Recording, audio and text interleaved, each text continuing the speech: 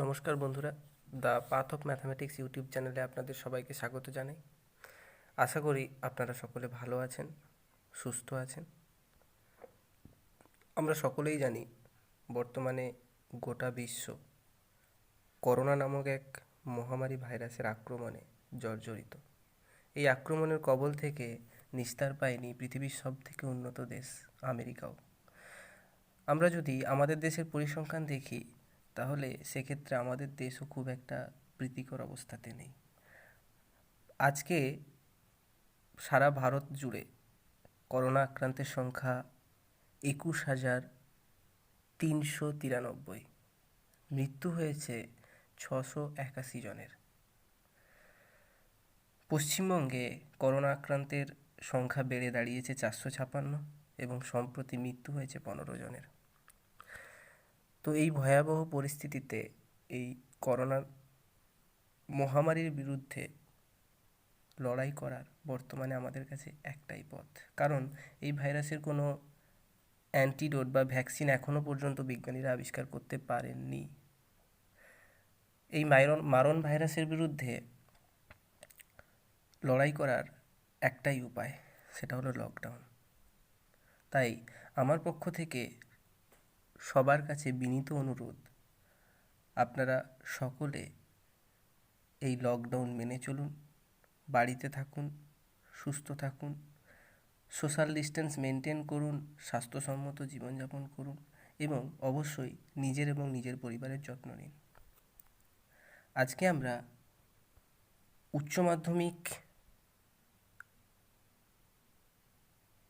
পশ্চিমবঙ্গ উচ্চ মাধ্যমিক শিক্ষা সংসদ অর্থাৎ West Bengal council of higher secondary এডুকেশনের ক্লাস 11-এর ম্যাথামেটিক্স সাবজেক্টের সিলেবাস অনুযায়ী পড়াশোনা শুরু করব। প্রথমেই আমরা শুরু করব ত্রিকোণমিতি দিয়ে। এই ত্রিকোণমিতির প্রথম চ্যাপ্টার হলো ত্রিকোণমিতি কোণের পরিমাপ, মেজারমেন্ট অফ ট্রাইগোনোমেট্রিক অ্যাঙ্গেলস।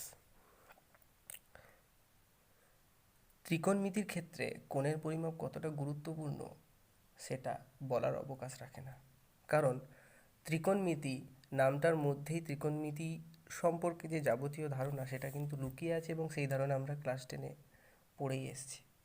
জেনেই এসেছি। ত্রিকোণমিতি বলতে আমরা যেটা মূলত ক্লাস 10-এ জেনেছিলাম সেটা হলো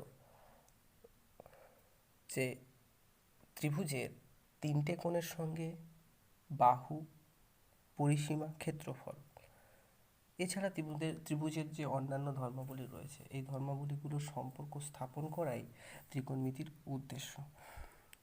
তবে ক্লাস 10-এ ত্রিকোণমিতি নিয়ে যখন আমরা পড়েছিলাম বা ত্রিকোণমিতি সম্পর্কে আমরা যখন যেটুকু জেনেছিলাম সেইটুকুর মধ্যে আমরা কোথাও কিন্তু 90 ডিগ্রির বেশি কোণ নিয়ে আলোচনা করিনি।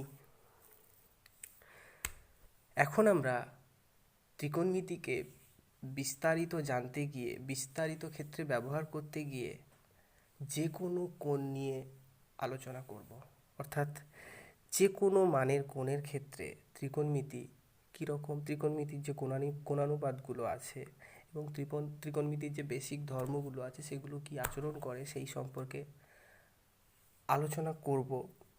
তবে এই আলোচনা করতে গেলে কোন পরিমাপের ধারণা সবার আগে তৈরি করা দরকার। তো প্রথমেই কোন পরিমাপ সম্পর্কে যে কথাগুলো আমাদের জানা দরকার সেই কথাগুলো আমি পরপর সুন্দরভাবে লিখেছি। আমরা সেই কথাগুলো বা সেই জানার বিষয়গুলো একবার দেখে নেব। আমরা সকলেই জানি গ্রিক গণিতবিদ হিপোক্রাসকে ত্রিকোণমিতির জনক বলা হয় এবং ক্লাস 10-এ আমরা ত্রিকোণমিতিতে শুধুমাত্র 90 ডিগ্রি কোণ নিয়ে পড়েছিলাম এবং জ্যামিতি আমাদের সম্পাদ্য উপপাদ্য থাকতো ক্লাস 10-এ। তো সেই জ্যামিতির ক্ষেত্রেও আমরা দেখেছি যে জ্যামিতিতে কিন্তু কখনোই 360 ডিগ্রির বেশি কোণ নিয়ে আলোচনা করা হয়নি। আচ্ছা, প্রথমত জ্যামিতিকভাবে কোণ কাকে বলে সেটা আমরা একটু জেনে নেব, মানে কোণ সম্পর্কে ধারণা থাকাটা দরকার। দুটি সরল রেখা যখন একে অপরকে একটা বিন্দুতে ছেদ করে, তো সেই শীর্ষবিন্দুতে দুটো সরলরেখার মাঝখানে একটা কোণ তৈরি হয়। যে দুটো সরলরেখার পরস্পরকে ছেদ করার কারণে কোণ তৈরি হয়, সেই দুটো সরলরেখার একটিকে বলা হয় প্রারম্ভিক বাহু এবং অপরটিকে বলা হয় অন্তিম বাহু। এবার আমরা চলে আসি তৃতীয় পয়েন্টের দিকে। তৃতীয় পয়েন্টে বলেছে জ্যামিতির ক্ষেত্রে আমরা সর্বদা 0° থেকে 360° কোণ নিয়ে আলোচনা করেছি, বা জ্যামিতির ক্ষেত্রে সর্বদা 0° থেকে 360° হতে পারে একটা কোণের মান। আমরা ক্লাস 10 সম্পাদ্য উপপাদ্য করেছি, সেক্ষেত্রেও দেখেছি কখনোই কিন্তু 360° থেকে বেশি মান পাইনি। জ্যামিতিতে বলছে জ্যামিতিতে কোণের মান সর্বদা ধনাত্মক হয়, ঋণাত্মক কোণের কোনো ধারণা নেই। কিন্তু ত্রিকোণমিতিতে ধনাত্মক এবং ঋণাত্মক দুই কোণেরই ধারণা রয়েছে।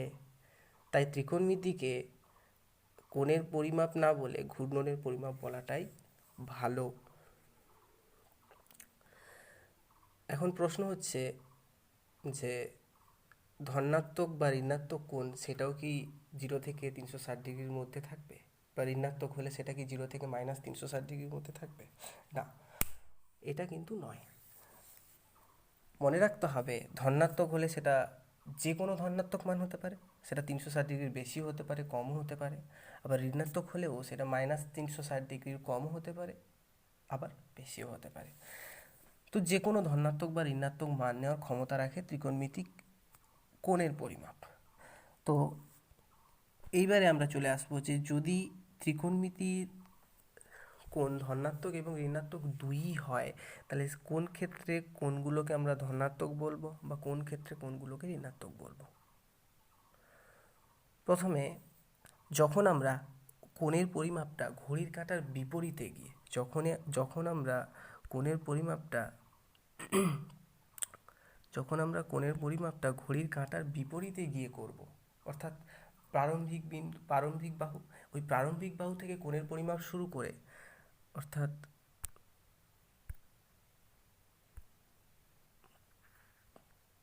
এই প্রারম্ভিক বাহু থেকে, এটাকে আমরা প্রারম্ভিক বাহু ধরলাম, এই প্রারম্ভিক বাহু থেকে কোণের পরিমাপ শুরু করে যখন আমরা ঘড়ির কাঁটার বিপরীতে গিয়ে কোণটাকে পরিমাপ করব, তখন ওই কোণের মান হবে ধনাত্মক। কিন্তু যখন আমরা ওই কোণটাকে ঘড়ির কাঁটার দিকে গিয়ে পরিমাপ করব, তখন কিন্তু ওই কোণটার মান হবে নেগেটিভ। তাহলে আমরা এখানে দুটো জিনিস জানতে পারলাম, কি না, কখন ধনাত্মক হবে আর কখন ঋণাত্মক হবে। একটা ত্রিকোণমিতির কোণের পরিমাণ কখন ধনাত্মক হবে, কখন ঋণাত্মক হবে। ধনাত্মক কখন হবে না, যখন আমরা কোণের পরিমাপটা ঘড়ির কাঁটার বিপরীতে গিয়ে করব। যখন আমরা কোণের পরিমাপটা ঘড়ির কাঁটার বিপরীতে গিয়ে করব, কোণের পরিমাপ ঘড়ির কাঁটার বিপরীতে গিয়ে করব, তখন কোণের মান হবে পজিটিভ। কিন্তু ওই কোণটাকেই বা যে কোনো কোণকে আমরা যখন ঘড়ির কাঁটার দিকে গিয়ে পরিমাপ করব, তখন কোণটার মান হবে নেগেটিভ। এরপরে আমরা চলে আসি কিছু কোণ পরিমাপ সঠিকভাবে জানতে গেলে কিছু বেসিক জায়গা আমাদেরকে জানতে হবে। প্রথমে জানতে হবে আদর্শ অবস্থানে কোণ, অ্যাঙ্গেল ইন স্ট্যান্ডার্ড পজিশন। আচ্ছা, এই অ্যাঙ্গেল ইন স্ট্যান্ডার্ড পজিশন বলতে আমরা কি বুঝবো? না, আমরা জানি যে কোনো একটা তলকে আমরা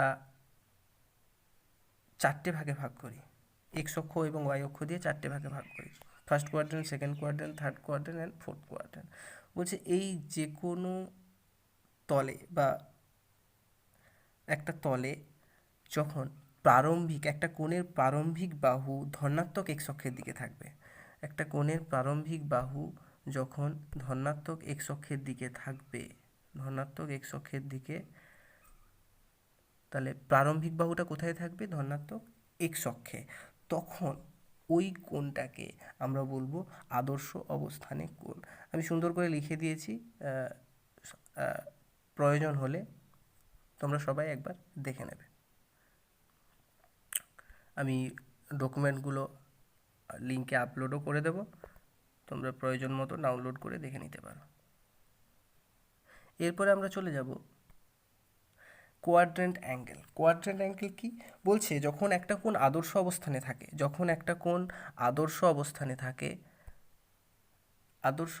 থাকে তখন ওই কোণের অন্তিম বাহু যদি অপর কোনো অক্ষের ওপর সমাপাতিত হয়, তাহলে সেক্ষেত্রে ওই কোণকে আমরা কোয়াড্রেন্ট অ্যাঙ্গেল বলবো। দেখো যখন আমরা বলছি যে একটা কোণ আদর্শ অবস্থানে থাকে, আদর্শ অবস্থানে থাকা মানেই কিন্তু ওর প্রারম্ভিক বাহুটা ধনাত্মক এক্স অক্ষের দিকে থাকবে। বলছে এই প্রারম্ভিক বাহু ধনাত্মক এক্স অক্ষের ওপর থাকবে এবং অন্তিম বাহুটা অপর কোনো একটা অক্ষের ওপর সমাপাতিত হবে, তখন সেই ধরনের কোণকে আমরা বলবো কোয়াড্রেন্ট অ্যাঙ্গেল। যেমন এখানে আমি বুঝিয়েছি ছবি এঁকে, একটা দিয়েছি 180 ডিগ্রি এবং আরেকটা কোণ দেখিয়েছি -270 ডিগ্রি। এই দুটো কোণই কিন্তু কোয়াড্রেন্ট অ্যাঙ্গেল। মাথায় রাখতে হবে কোয়াড্রেন্ট অ্যাঙ্গেল কাকে বলবো তাহলে? না, যে কোণের প্রারম্ভিক বাহুটা ধনাত্মক এক্স অক্ষের দিকে থাকবে, অর্থাৎ কোণটা আদর্শ অবস্থানে থাকবে, স্ট্যান্ডার্ড পজিশনে থাকবে, এবং তার অন্তিম বাহুটা কী হবে? কোনো না কোনো একটা অক্ষের ওপর সমাপাতিত হবে। আচ্ছা, এরপরে আমরা চলে যাব অ্যাঙ্গেল ইন কোয়াড্রেন্ট। বলছে অ্যাঙ্গেল ইন কোয়াড্রেন্ট মানে না, স্ট্যান্ডার্ড অবস্থানে থাকা অবস্থায় যখন অন্তিম বাহুটা কোনো অক্ষের কোনো অক্ষের ওপর, এক্স অক্ষ বা ওয়াই অক্ষের ওপর সমাপাতিত হবে না, তখন সেই ধরনের কোণকে আমরা কি বলবো? সেই ধরনের কোণকে আমরা বলবো অ্যাঙ্গেল ইন এ কোয়াড্রেন্ট। দেখিয়েছি এখানে একটা 135 ডিগ্রি, একটা -45 ডিগ্রি, এই ধরনের, অর্থাৎ কোয়াড্রেন্ট অ্যাঙ্গেল বাদ দিলে যে কোণগুলো বাদ বাকি পড়ে থাকবে সব কোণগুলোকে আমরা বলবো অ্যাঙ্গেল ইন এ কোয়াড্রেন্ট। আর একটা কথা এখানে আমরা মাথায় রাখবো যে একটা কোণের অন্তিম বাহু, তাহলে একটা কোণ আদর্শ অবস্থানে যখনই থাকছে তার প্রারম্ভিক বাহু ধনাত্মক এক্স অক্ষের দিকে থাকবে, এবং ওই কোণের অন্তিম বাহুটা যে পাদে অবস্থিত হবে, সেটা প্রথম পাদ হতে পারে, দ্বিতীয় পাদ হতে পারে, তৃতীয় পাদ হতে পারে, চতুর্থ পাদ হতে পারে, তাহলে অন্তিম বাহুটা যে পাদে অবস্থান করবে আমরা ওই কোণটাকে ওই পাদে অবস্থিত কোণ বলবো। অ্যাঙ্গেল ইনের কোয়াড্রেন্ট এর মূল ধারণাই হচ্ছে যে একটা কোণের অন্তিম বাহু যে পাদে অবস্থান করবে আমরা ওই কোণটাকে ওই পাদে অবস্থিত কোণ বলবো। বোঝা গেছে? এরপরে আমরা চলে যাব সহপ্রান্তিক কোণ, কোটার্মিনাল অ্যাঙ্গেলস। আচ্ছা, কোটার্মিনাল অ্যাঙ্গেল কাকে বলবো? বলছে যদি আদর্শ অবস্থানে রত দুটি কোণের প্রারম্ভিক বাহু এবং অন্তিম বাহু একই হয় কিন্তু কোণ পরিমাপ ভিন্ন হয়। আচ্ছা, তাহলে আমরা দেখে নেব, তাহলে কোটার্মিনাল অ্যাঙ্গেল, সহপ্রান্তিক কোণ। তাহলে সহপ্রান্তিক কোণ কাকে বলবো আমরা?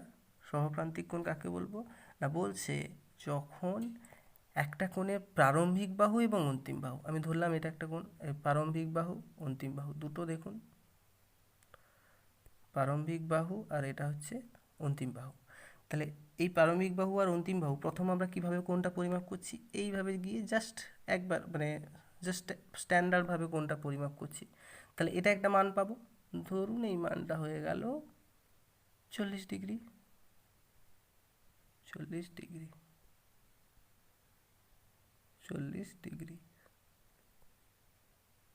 যাই হোক, বুঝে নাও তোমরা। তাহলে 40 ডিগ্রি, কিন্তু এই কোণটা যখন ঘুরে এসে আমরা আবার পরিমাপ করব তখন কিন্তু এই কোণের মানটা হয়ে যাবে 180 প্লাস 40, মানে হয়ে যাবে 220 ডিগ্রি। তাহলে আমরা দেখতে পাচ্ছি যে একটা কোণ যার প্রারম্ভিক বাহু এবং অন্তিম বাহু একই, কিন্তু দুটো কোণ যার প্রারম্ভিক এবং অন্তিম বাহু একই কিন্তু পরিমাপটা আলাদা। একবার পরিমাপ হচ্ছে 40 ডিগ্রি, আবার একবার পরিমাপ হচ্ছে 220 ডিগ্রি। তাহলে এই ধরনের যে এই দুটো কোণকেই আমরা বলবো কোটার্মিনাল অ্যাঙ্গেল বা সহপ্রান্তিক কোণ।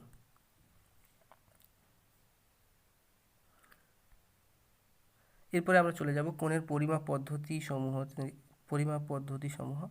তো আমরা মূলত তিনটে পদ্ধতিতে কোণের পরিমাপ করে থাকি। তিনটে পদ্ধতি হচ্ছে ষষ্ঠিক পদ্ধতি, বৃত্তীয় পদ্ধতি ও শতক পদ্ধতি। ষষ্ঠিক পদ্ধতিকে সেক্সাডেসিমাল সিস্টেম और ইংলিশ সিস্টেম বলে। আচ্ছা, বৃত্তীয় পদ্ধতিকে সার্কুলার সিস্টেম বলে, আর শতক পদ্ধতিকে সেন্টিসিমাল সিস্টেম, আবার অনেকে এটাকে ফ্রেঞ্চ সিস্টেমও বলে থাকে। তো যাই হোক, প্রথমে আমরা দেখে নেব ষষ্ঠিক পদ্ধতিতে কীভাবে কোণ পরিমাপ করা হয়। না, ষষ্ঠিক পদ্ধতিতে এক সমকোণকে ষষ্ঠিক পদ্ধতিতে কী করা হয় না, এক সমকোণকে সমান 90 ভাগে ভাগ করা হয়। এই সমান 90 ভাগে ভাগ করে প্রতিটা ভাগকে এক একক ধরা হয়। কোন পদ্ধতিতে এক একক ধরা হয়? ষষ্ঠিক পদ্ধতিতে। আর মনে রাখতে হবে, ষষ্ঠিক পদ্ধতিতে কোণ পরিমাপের একক হচ্ছে ডিগ্রি। তাহলে আমরা যদি একটু ব্যাখ্যা করে বলি বা আর একটু জানার পরে, ষষ্ঠিক পদ্ধতিতে কোণ পরিমাপের একক ডিগ্রি, এটা জানার পরেও যদি বলি, তাহলে এক সমকোণকে সমান 90 ভাগ করে যদি আমরা একটা ভাগ নিই, তাহলে তাকেই আমরা বলবো 1 ডিগ্রি। এবারে জানতে হবে যে 1 ডিগ্রিকেও আমরা সমান 60 ভাগ করি এবং প্রতিটা ভাগকে বলি 1 মিনিট, অর্থাৎ 1 ডিগ্রি সমান 60 মিনিট। এবং আরেকটা জিনিস জানতে হবে যে 1 মিনিটকে সমান 60 ভাগ করে 1 ভাগ নিলে সেক্ষেত্রে আমরা পাই কি? সেকেন্ড। অর্থাৎ ষষ্ঠিক পদ্ধতিতে ক্ষেত্রে তিনটে জিনিস আমাদেরকে মনে রাখতে হবে। ষষ্ঠিক পদ্ধতিতে কোণ পরিমাপের একক হচ্ছে ডিগ্রি, এবং এক সমকোণকে সমান 90 ভাগ করে তার একটা ভাগ নিলে আমরা কি পাবো? 1 ডিগ্রি। আচ্ছা, 1 ডিগ্রিকে সমান 60 ভাগ করা হয়, 60 ভাগ করে 1 ভাগ নিলে পাবো 1 মিনিট। ঠিক একই রকমভাবে 1 মিনিটকে 60 ভাগ করে তার 1 ভাগ নিলে পাবো কি? 1 সেকেন্ড। অর্থাৎ 1 ডিগ্রি সমান 60 মিনিট এবং 1 মিনিট সমান 60 সেকেন্ড। এবার চলে আসি আমরা বৃত্তীয় পদ্ধতি। বৃত্তীয় পদ্ধতিতে কোণ পরিমাপের একক হচ্ছে রেডিয়ান। বৃত্তীয় পদ্ধতিতে কোণ পরিমাপের একক হচ্ছে রেডিয়ান। এখন প্রশ্ন হচ্ছে, এই বৃত্তীয় পদ্ধতিতে কীভাবে কোণ পরিমাপ করা হয়? না, আমি একটু ব্যাপারটা বুঝিয়ে বলছি, তোমরা বোঝার চেষ্টা করো।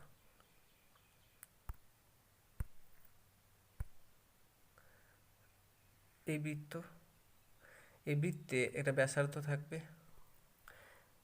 আমি একটা বৃত্তচাপ নিলাম, এটা এস দৈর্ঘ্যের বৃত্তচাপ, এটা ব্যাসার্ধ আর, আচ্ছা, এটা বৃত্তের কেন্দ্র ও, আর মধ্যবর্তী কোণ।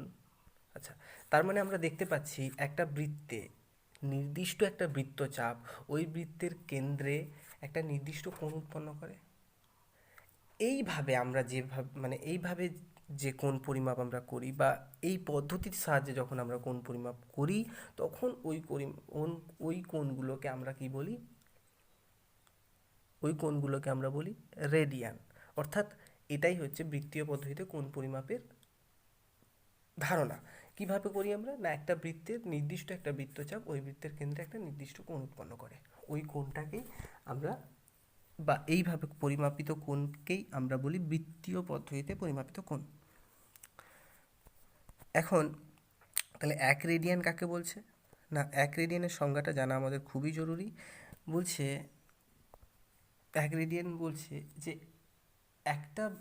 যে কোনো একটা বৃত্ত, তাহলে যে কোনো একটা বৃত্তের ব্যাসার্ধের সমান বৃত্তচাপ, অর্থাৎ এস যে বৃত্তচাপটা আমরা নিয়েছিলাম, বলছে এই বৃত্তচাপটা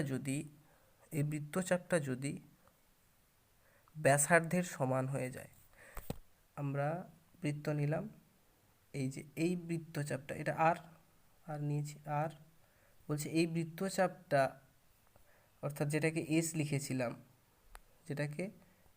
লিখেছিলাম, এই বৃত্তচাপটা যদি ব্যাসার্ধের সঙ্গে সমান হয়ে যায়, তখন ওই বৃত্তচাপ বৃত্তের কেন্দ্রে, অর্থাৎ ব্যাসার্ধের সমান বৃত্তচাপ বৃত্তের কেন্দ্রে যে কোণ উৎপন্ন করে তাকে আমরা বলি রেডিয়ান।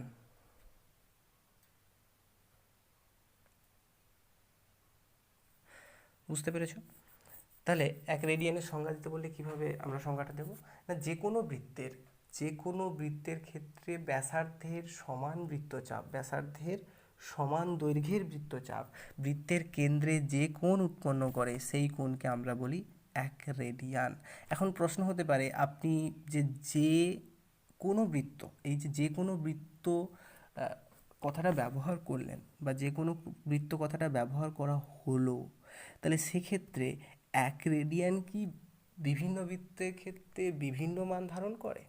প্রশ্ন হতেই পারে। যেহেতু আমরা যে কোনো বৃত্ত, একটা বৃত্ত আমি নিলাম খুব একটা বৃত্তের ব্যাসার্ধ নিলাম 10 সেন্টিমিটার, আবার একটা বৃত্তের ব্যাসার্ধ নিলাম 100 সেন্টিমিটার, তাহলে একটা কত ছোট আর একটা কত বড়। তাহলে সেক্ষেত্রে দুটো বৃত্তের ক্ষেত্রে কোণের পরিমাপ কি আলাদা হবে? অর্থাৎ প্রশ্ন হচ্ছে যে এক রেডিয়ানের সংজ্ঞা যেটা আমরা পড়লাম, তাই এক রেডিয়ান কি বৃত্ত অনুযায়ী ভ্যারি করতে থাকে? অর্থাৎ এটা কি একটা ভ্যারিয়েবল? এই প্রশ্নের উত্তর আমরা দেব, মাথায় রেখো তোমরা, আমরা এই প্রশ্নের উত্তর দেব একটু শেষের দিকে। আমরা প্রমাণ করব, আমরা দেখে নেব যে এক রেডিয়ান আসলে একটা ধ্রুবক কোণ। আমরা এখানে যে কোনো বৃত্ত কথাটা ব্যবহার করলেও এক রেডিয়ান কিন্তু যে কোনো বৃত্তের ক্ষেত্রে সব সময় একই মান আমরা কিন্তু পাবো। অর্থাৎ দেখো, আমরা যখন 10 সেন্টিমিটার ব্যাসার্ধের একটা বৃত্ত নেব, সেক্ষেত্রেও এক রেডিয়ানের মান যা পাওয়া যাবে, ঠিক 100 সেন্টিমিটার ব্যাসার্ধের বৃত্ত নিলেও কিন্তু একই পাওয়া যাবে এক রেডিয়ানের মান। এক রেডিয়ানের মানের কোনো পরিবর্তন হবে না, অর্থাৎ এক রেডিয়ানের মানটা সবসময় ধ্রুবক থাকবে। এরপরে আমরা চলে আসি শতক পদ্ধতি। শতক পদ্ধতিতে মাথায় রাখতে হবে, শতক পদ্ধতিতে কোন পরিমাপের একক হচ্ছে গ্রেড। গ্রেড, যাকে আমরা মাথায় জি দিয়েও প্রকাশ করে থাকি। তাহলে এই যে গ্রেড, তাহলে বলছি শতক পদ্ধতির ধারণা কি না, এক সমকোণকে আমরা ষষ্ঠিক পদ্ধতিতে কি করেছিলাম, ষষ্ঠিক পদ্ধতিতে এক সমকোণকে সমান 90 ভাগ করেছিলাম, আর শতক পদ্ধতিতে বলছে এক সমকোণকে আমরা সমান 100 ভাগে ভাগ করব, সমান 100 ভাগে ভাগ করব, এবং 100 ভাগে ভাগ করে প্রতিটা ভাগকে আমরা গ্রেড পদ্ধতিতে এক একক ধরবো, অর্থাৎ এক গ্রেড ধরবো। তাহলে এক গ্রেডের সঙ্গে আমরা কীভাবে পেলাম না, এক সমকোণকে সমান 100 ভাগ করে তার এক ভাগ নিলে আমরা পাবো কি, এক গ্রেড। লেখা আছে, তোমরা দেখবে এখানে সুন্দর করে লেখা আছে, অসুবিধা হবে না আশা করি। এরপরে আমরা দেখে নেব, তাহলে আমরা দেখতেই পাচ্ছি এক সমকোণ সমান 100 গ্রেড, এক সমকোণ সমান 100 গ্রেড। আবার এই গ্রেডকে মিনিট, আবার মিনিটকে সেকেন্ডে ভাগ করা যায়। কিন্তু এখানে একটা কথা মাথায় রাখবে যে ষষ্ঠিক পদ্ধতির ক্ষেত্রেও কিন্তু মিনিট এবং সেকেন্ড ছিল, কিন্তু সেখানে মিনিট এবং সেকেন্ডের নোটেশান এবং শতক পদ্ধতির মিনিট এবং সেকেন্ডের নোটেশান দুটো কিন্তু আলাদা। আমি দেখিয়ে দিচ্ছি, দুটো কিন্তু আলাদা। দেখো, প্রথমে যে ডিগ্রি পদ্ধতি বা ষষ্ঠিক পদ্ধতিতে মিনিটের একক, আর সেকেন্ডের একক দেখো, দেখেছ। এখন চলে আসো শতক পদ্ধতিতে। শতক পদ্ধতিতে এক গ্রেডকে 100 মিনিটে ভাগ করা হয়, এক গ্রেডকে 100 মিনিটে ভাগ করা হয়, এবং এক মিনিটকে 100 সেকেন্ডে ভাগ করা হয়। তো এক্ষেত্রে দেখো, এক মিনিট বা মিনিটের চিহ্ন কিন্তু আলাদা, সেকেন্ডের চিহ্ন কিন্তু আলাদা। এই কথাটা মাথায় রাখবে। তাহলে ষষ্ঠিক পদ্ধতিতে মিনিট বা সেকেন্ড সেটা কিন্তু আলাদা, গ্রেড পদ্ধতির মিনিট বা সেকেন্ড সেটা কিন্তু আলাদা। দুটোকে কখনোই গুলিয়ে ফেলা যাবে না। এরপরে আমরা চলে আসি ষষ্ঠিক, বৃত্তীয় এবং শতক পদ্ধতি, অর্থাৎ তিনটে পদ্ধতি নিয়ে যে আমরা আলোচনা করলাম, এই তিনটে পদ্ধতির সম্পর্ক। প্রথমেই বলি, বৃত্তীয় পদ্ধতির ক্ষেত্রে আরেকটা জিনিস মনে রাখবে যে পাই রেডিয়ান সমান হয় 180 ডিগ্রি। কী হয়? পাই রেডিয়ান সমান 180 ডিগ্রি। 180 ডিগ্রিকে আমরা কি বলতে পারি? এবার দুই সমকোণ। তাহলে একটা জিনিস যখন আমরা তিনটে পদ্ধতির সম্পর্ক স্থাপন করতে যাচ্ছি, তখন আমাদেরকে একটা জিনিস মাথায় রাখতে হবে যে আমরা প্রত্যেকটা পদ্ধতিতে কোণ পরিমাপের সময় কিন্তু সমকোণের ব্যবহার করেছি। কেমন না, ষষ্ঠিক পদ্ধতিতে কী করেছিলাম, এক সমকোণকে সমান 90 ভাগ করেছিলাম। আচ্ছা, শতক পদ্ধতিতে কী করলাম, এক সমকোণকে সমান 100 ভাগ করেছিলাম। এবং বৃত্তীয় পদ্ধতিতে আমরা দেখতে পাচ্ছি পাই রেডিয়ান সমান হয় 180 ডিগ্রি, অর্থাৎ দুই সমকোণ। অর্থাৎ প্রত্যেকটা পদ্ধতিতেই সমকোণের সঙ্গে কিন্তু একটা সম্পর্ক রয়েছে। তাই আমরা কি করব, তিনটে পদ্ধতির সম্পর্ক স্থাপন যখন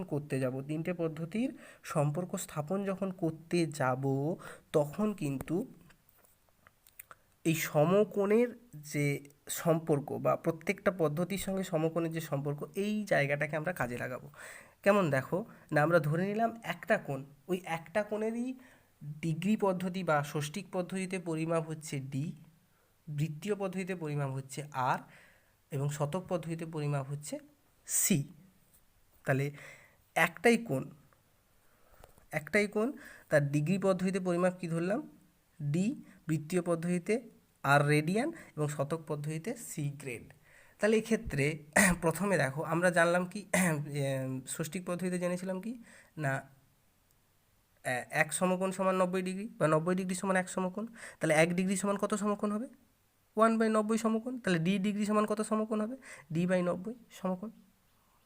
ঠিক একই রকমভাবে আমরা রেডিয়ানের ক্ষেত্রে পাই রেডিয়ান সমান জেনেছিলাম 180 ডিগ্রি, তাহলে পাই রেডিয়ান সমান যদি 180 ডিগ্রি হয়, 1 রেডিয়ান সমান কত হবে? 180/পাই সমকোণ, সরি ভুল হয়ে গেল। আচ্ছা, পাই রেডিয়ান সমান 180 ডিগ্রি অর্থাৎ 2 সমকোণ। তাহলে পাই রেডিয়ান সমান যদি 2 সমকোণ হয়, তাহলে 1 রেডিয়ান সমান কত হবে? 2/পাই সমকোণ হবে। হ্যাঁ, ঠিক একই রকমভাবে আর আর রেডিয়ান সমান হবে 2r/পাই সমকোণ। আর রেডিয়ান সমান হবে আর রেডিয়ান সমান হবে আর রেডিয়ান সমান হবে আর রেডিয়ান, এই যে আর রেডিয়ান সমান হবে 2r/পাই সমকোণ। ঠিক একই রকমভাবে আমরা জেনেছিলাম যে এক সমকোণ সমান 100 গ্রেড বা 100 গ্রেড সমান 1 সমকোণ। তাহলে 1 গ্রেড সমান কত হবে? 1/100 সমকোণ, 1/100 সমকোণ। ঠিক একই রকমভাবে জি গ্রেড সমান হবে জি/100 সমকোণ। তাহলে যেহেতু আমরা একই কোণের 3টে মান ধরেছিলাম, 3টে পদ্ধতিতে ডি, আর সি ধরেছিলাম, এখন আমরা কি করলাম? ওই ডি, আর সি এই 3টে মানকেই প্রত্যেকটাকেই সমকোণে নিয়ে চলে এলাম। তাহলে যেহেতু একই কোণ এবং প্রত্যেকটা কোণকে আমরা সমকোণ দিয়ে প্রকাশ করছি, তাহলে এক্ষেত্রে এই মানগুলো আলাদা হওয়ার কোনো জায়গা নেই। অর্থাৎ আমরা এ থেকে বলতে পারি যে d/90 সমান 2r/পাই সমান g/100। আর এটাই হলো 3টে পদ্ধতির মধ্যে সম্পর্ক। এটাই হলো 3টে পদ্ধতির মধ্যে নির্ণয় সম্পর্ক। এখন আমরা প্রমাণ করব s=r θ। আচ্ছা, তো এই প্রমাণ করার আগে আমি একটা ইম্পর্ট্যান্ট রেজাল্ট তোমাদের সামনে শেয়ার করতে চাই। এই রেজাল্টটা অবশ্যই সবার জানা, মানে সবাইকেই জেনে রাখতে হবে, খুব ইম্পর্ট্যান্ট। বলছে একটা বৃত্তে আমরা কি করলাম? S1 দৈর্ঘ্যের বৃত্তচাপ একটা বৃত্তের কেন্দ্রে θ1 রেডিয়ান কোণ উৎপন্ন করেছে এবং S2 দৈর্ঘ্যের বৃত্তচাপ ওই বৃত্তের কেন্দ্রে θ2 রেডিয়ান কোণ উৎপন্ন করেছে। আমরা ধরে নিলাম এ ও বি এই বৃত্তচাপের ক্ষেত্রফল A1 এবং COD এই বৃত্তখণ্ডের ক্ষেত্রফল A2। তাহলে AOB বৃত্তখণ্ডের ক্ষেত্রফল কত? A1। আর COD বৃত্তখণ্ডের ক্ষেত্রফল কত? A2। তাহলে যদি এই রেজাল্টগুলো কি পেলাম না, S1 দৈর্ঘ্যের বৃত্তচাপ বৃত্তের কেন্দ্রে θ1 রেডিয়ান কোণ উৎপন্ন করলো, S2 দৈর্ঘ্যের বৃত্তচাপ বৃত্তের কেন্দ্রে θ2 রেডিয়ান কোণ উৎপন্ন করলো, এবং এ ও বি বৃত্তখণ্ডের, অর্থাৎ এই যে S1 দৈর্ঘ্যের বৃত্তচাপ বৃত্ত থেকে যে বৃত্তখণ্ডটা আলাদা করেছে সেই বৃত্তখণ্ডের ক্ষেত্রফলকে A1 ধরেছি, এবং S2 বৃত্তচাপ যে বৃত্তখণ্ডটা তৈরি করেছে সেই বৃত্তখণ্ডের ক্ষেত্রফলকে আমরা ধরেছি A2। তাহলে সেক্ষেত্রে আমরা দেখতে পাবো যে θ1/θ2 সমান S1/S2 সমান A1/A2 হবে। এটা কিন্তু খুব ইম্পর্ট্যান্ট, ভিভিআই রেজাল্ট। এই কথাটা মাথায় রাখতে হবে তোমাদের, ভিভিআই রেজাল্ট, এই জিনিসটা কিন্তু মাথায় রাখতে হবে। এবার আমরা প্রমাণে চলে যাব, কয়েকটা প্রমাণ দেখে নেব।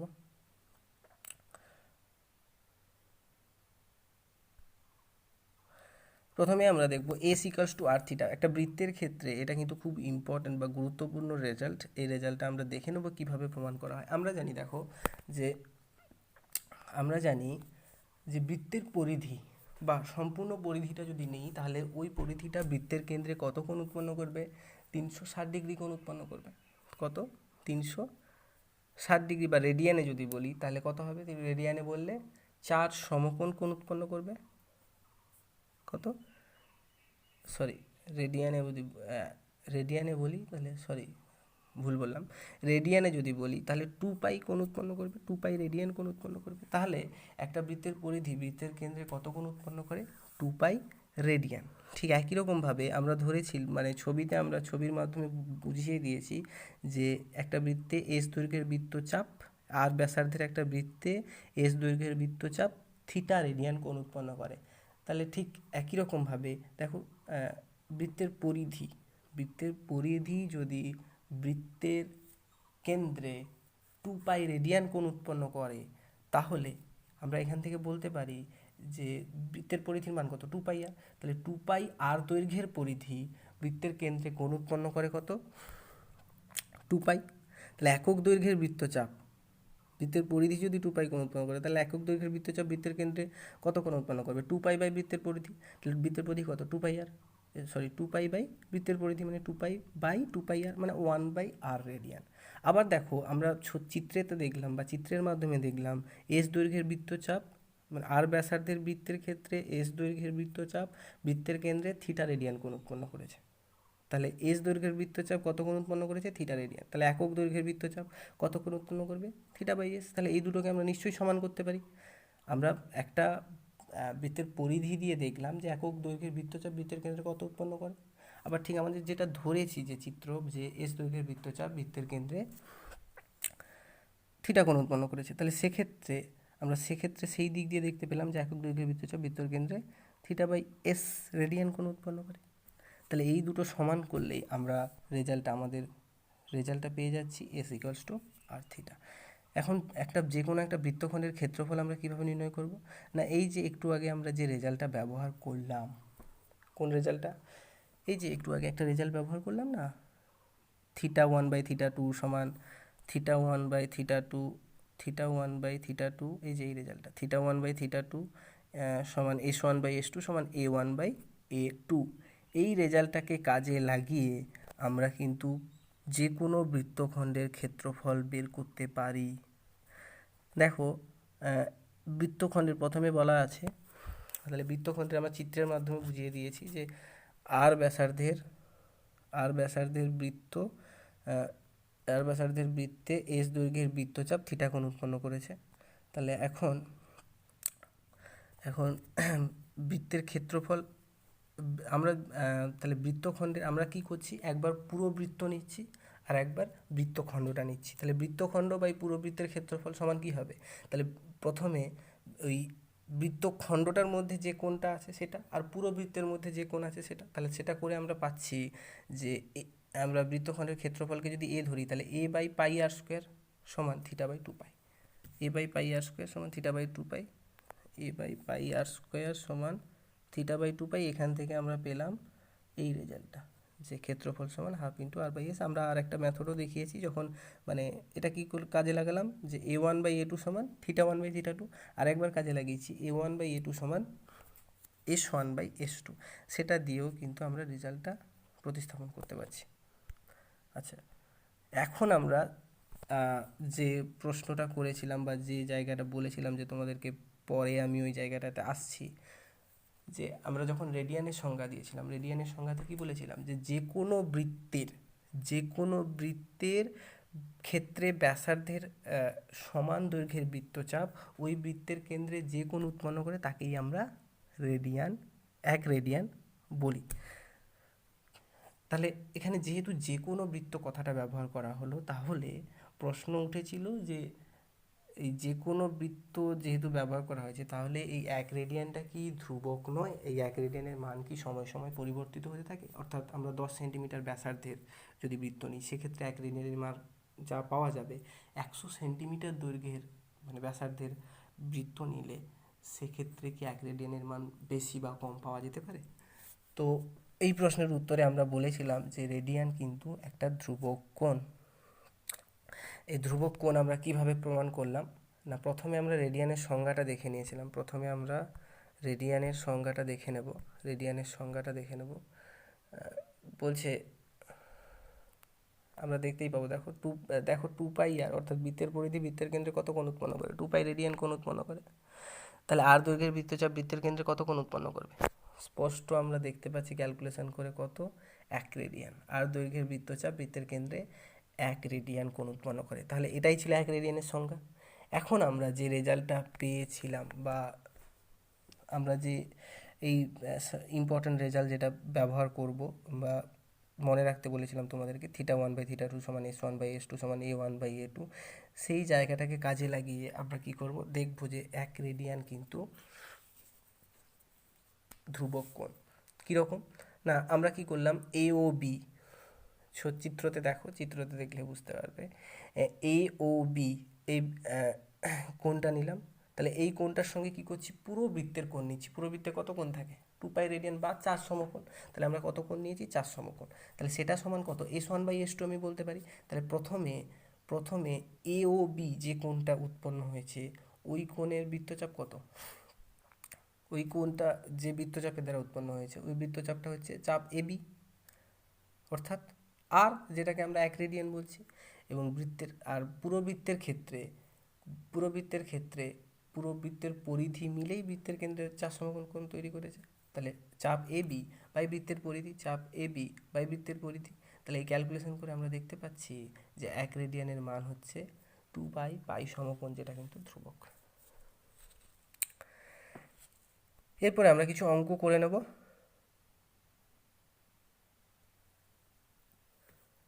কি অঙ্ক করব? আমরা অঙ্ক করে নেব। তো সেই অঙ্ক করার আগে আমরা এখানে, তোমরা দেখো এইখানে 3-এর দাগের অঙ্কটা করেছি। 3-এর দাগ, এই 3-এর দাগের অঙ্কটা করব। আর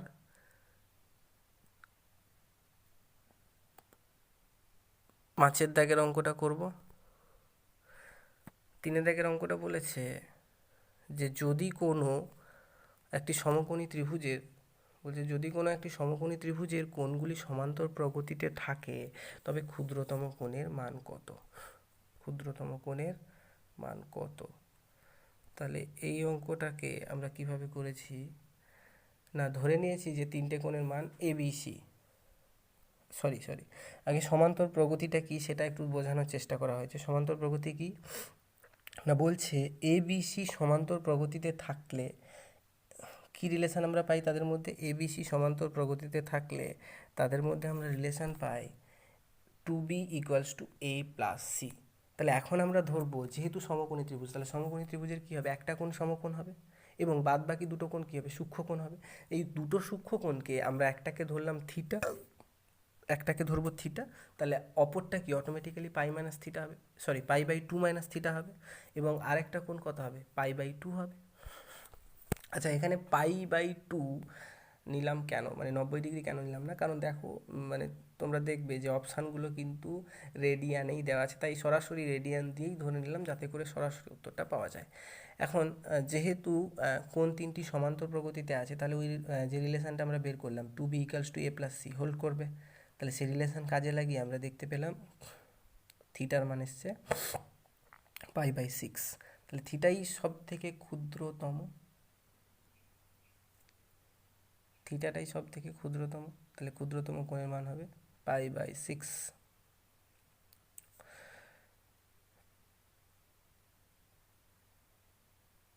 ক্ষুদ্রতম কোণ হবে π/6। এরপরে আমরা চলে যাব পরের অঙ্কে। পরের অঙ্ক আমরা দেখে নেব এই 5-এরটা। চাঁদের কৌণিক ব্যাস 30 মিনিট, এটা তো মিনিটের চিহ্ন, তাহলে 30 মিনিট হলে বলছে যে মুদ্রার ব্যাস 2.2 সেন্টিমিটার তার চোখ থেকে কত দূরে রাখলে চাঁদকে আর দেখা যাবে না? চাঁদকে আর দেখা যাবে না। তাহলে আমরা দেখতে পাচ্ছি, এখানে অঙ্কটা দেখে নেব যে 30 মিনিট সমান প্রথমে কত রেডিয়ান হয় সেটা বের করবো। হ্যাঁ, এখানে একটা কথা বলে রাখি যে কোণ সংক্রান্ত যে কোনো সূত্র তুমি যদি প্রয়োগ করো বা তোমরা যদি প্রয়োগ করো, যে s = r থিটা প্রয়োগ করবে কিংবা যে কোনো সূত্র প্রয়োগ করবে যেখানে কোণ ইনভলভ আছে, তো সেক্ষেত্রে সবসময় মনে রাখতে হবে আমরা ওই সূত্রে কোণ ব্যবহার করলে অবশ্যই কোণটাকে রেডিয়ানে ট্রান্সফার করতে হবে। অর্থাৎ কোণের একক রেডিয়ান না হলে আমরা কিন্তু ওই কোণের মানটাকে ওই সূত্রে ব্যবহার করতে পারবো না, মাথায় রাখতে হবে। তাহলে যে কোনো কোণকে সবার আগে কাজ কি, আমাদের দায়িত্ব কি? রেডিয়ানে নিয়ে যাওয়া, যদি কোনো সূত্র প্রয়োগ করতে হয়। যেহেতু এখানে চাঁদের ব্যাসের কথা বলা হয়েছে, তাই আমরা অবশ্যই s = r থিটা, এই সূত্রের প্রয়োগ করব। তো সেক্ষেত্রে কিন্তু অবশ্যই যাই একক থাকুক তাকে কিন্তু রেডিয়ানে নিয়ে যেতে হবে। তো আমরা দেখলাম যে 30 মিনিট সমান π/30 মিনিট সমান, আমরা দেখলাম 30 মিনিট সমান কি দাঁড়ালো? π/360। রেডিয়ান। এখন নির্ণেয় দূরত্ব মানে আমাদেরকে অ্যাকচুয়ালি দেখো ভালো করে লক্ষ্য করবে, এখানে দেওয়া ছিল কি 30 মিনিট মানে কোণ দেওয়া ছিল, আর 2.2 কী দেওয়া ছিল, মানে মুদ্রার ব্যাস দেওয়া ছিল। তাহলে এই মুদ্রার ব্যাসটাকেই আমাদেরকে ধরতে হবে কি এস, অর্থাৎ বৃত্তচাপ। মনে থাকবে, তাহলে এস দেওয়া আছে, থিটা দেওয়া আছে, আমাদেরকে কি বের করতে হবে, আর বের করতে হবে দূরত্ব, অর্থাৎ কত দূরে রাখলে আমরা চাঁদটাকে আর দেখতে পাবো না। তাহলে যেহেতু দূরত্ব বের করতে হবে, আর বের করতে হবে, আর সমান এস বাই থিটা, মান বসিয়ে দিলেই আমরা ক্যালকুলেশন করে মান পাচ্ছি কত, 252 সেন্টিমিটার। অর্থাৎ অর্থাৎ সি এর অ্যান্সার, সি এর অপশানটা হবে সঠিক উত্তর। এবার চলে আসি আমরা লাস্ট, আমাদের আজকে লাস্ট অঙ্ক।